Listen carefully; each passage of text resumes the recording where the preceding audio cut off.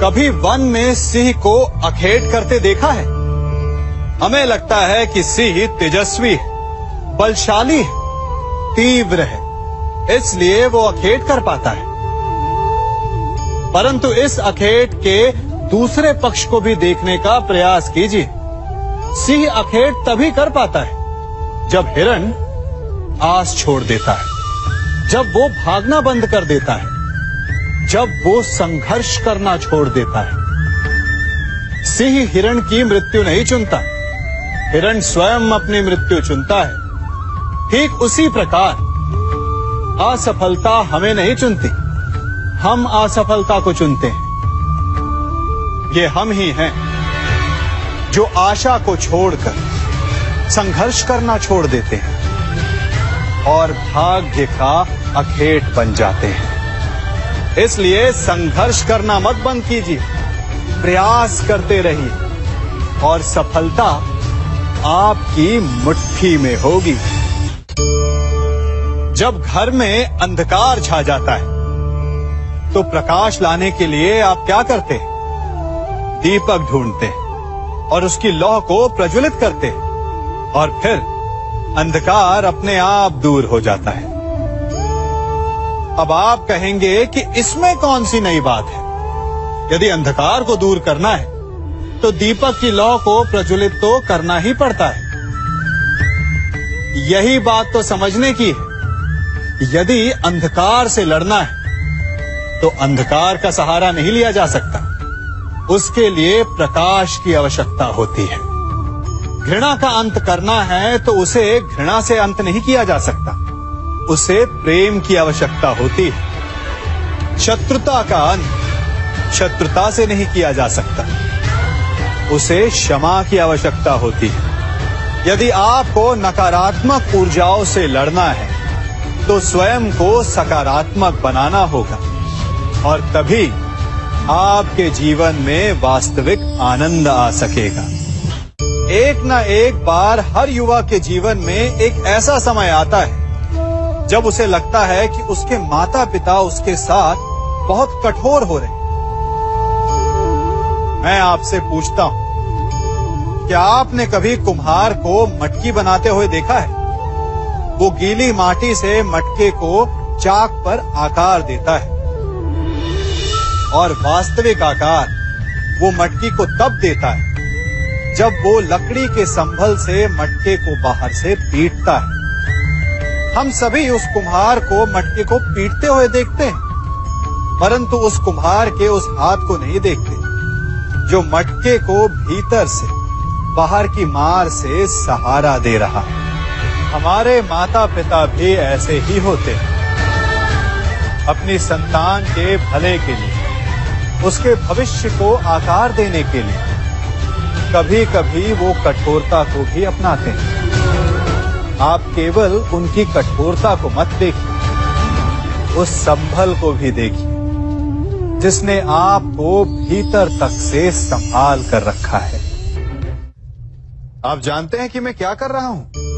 मैं प्रतीक्षा कर रहा हूं कि कब इस वृक्ष पर फल लगेंगे और मैं उन मीठे फलों के रस को चख पाऊंगा। हंसी आ गई ना आपको? आप भी सोच रहे होंगे कि भला कौन सा मूर्ख बबूल के पेड़ को बोकर आम खाने की इच्छा रखता है। यदि कांटे बोए हैं तो फल नहीं, कांटे ही मिलेंगे।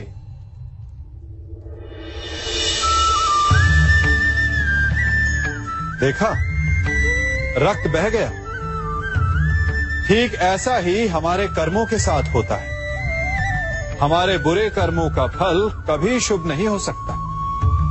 जो हाथ अस्मिता लूटने को आगे बढ़ेंगे, उन हाथों को कटना होगा। जो दृष्टि बुरी बनकर स्त्री पर पड़ेगी, उन्हें अनजान नहीं रक्त के अश्रु भोगने होंगे। जिसने अपने जीवन में छल किया, उसे अपने ही छल के भार तले दब कर मिट जाना होगा। समय रहते जिसकी आंखें नहीं खुली, समय उसकी आंखें बंद कर देता है। इन भिन्न भिन्न प्रकार के पात्रों को देख रहे हैं आप? क्या आप बता सकते हैं कि इन पात्रों में क्या रखा है? आपको लग रहा होगा कि इसमें भिन्न भिन्न प्रकार के द्रव्य है ना? परंतु ऐसा नहीं है। इन सभी में एक ही जल है। देखिए,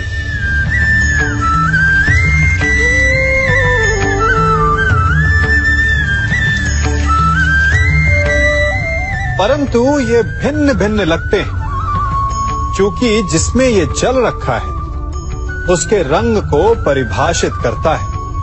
अब यूं समझिए कि इस पात्र में रखा जल हम हैं और ये पात्र वो संगति है जिसमें हम रहते हैं। हमारी संगति के गुण धर्म हमें, हमारे व्यक्तित्व को, हमारे संप्रेषण को बहुत प्रभावित करते हैं। इसलिए अपनी संगति पर जिनके साथ रह रहे हैं उन्हें चुनने में सावधानी बरतें, क्योंकि जल को अपना पात्र चुनने का अधिकार नहीं है, किंतु हमें अपनी संगति चुनने का अधिकार अवश्य है। हम सभी के जीवन के लिए मित्रता बड़ी महत्वपूर्ण है। हम सभी अपने जीवन में अपने अपने मित्र चुनते हैं। मित्र वो होता है जिसके साथ रहने में, जिसके साथ समय बिताने में आनंद मिले। किंतु क्या मित्रता का अर्थ केवल इतना ही है? मित्रता होनी चाहिए जल और दूध की भांति।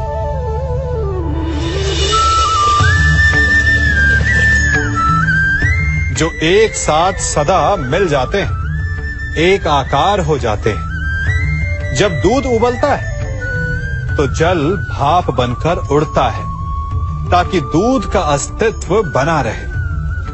जब यह मिश्रण उफनता है तब दूध पात्र से पहले गिरता है ताकि वो जल को बचा सके।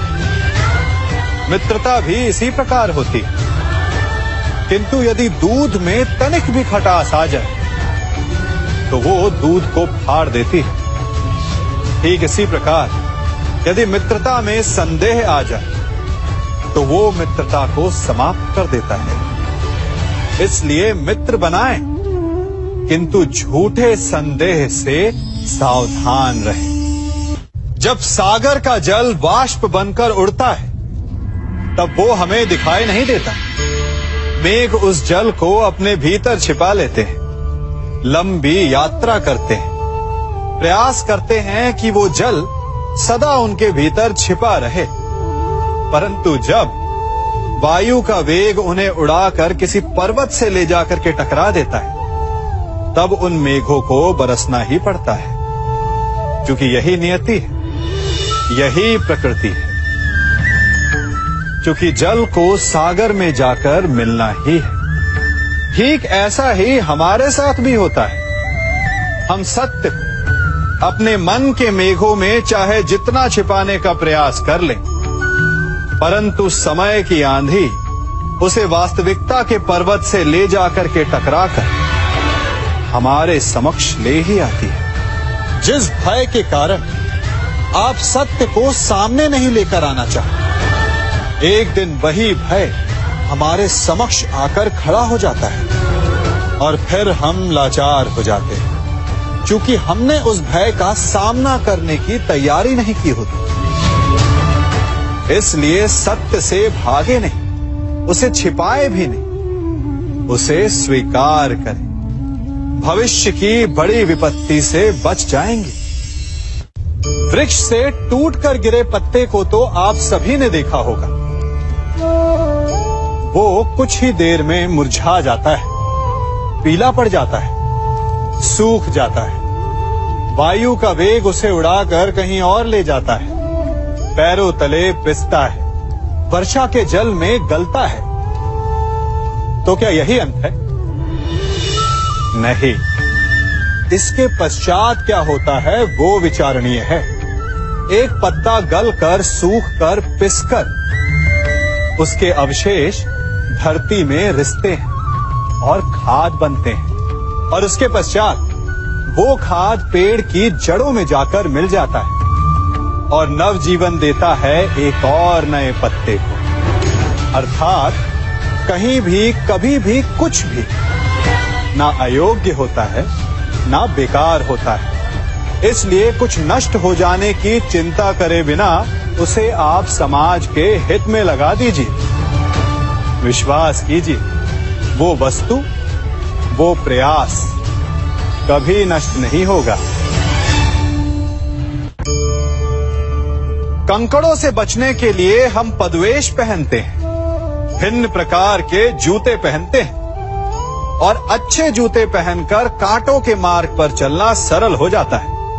परंतु जब ये कंकड़, जब ये कांटे हमारे जूतों में होते हैं तो सरल मार्ग पर चलना भी कठिन हो जाता है।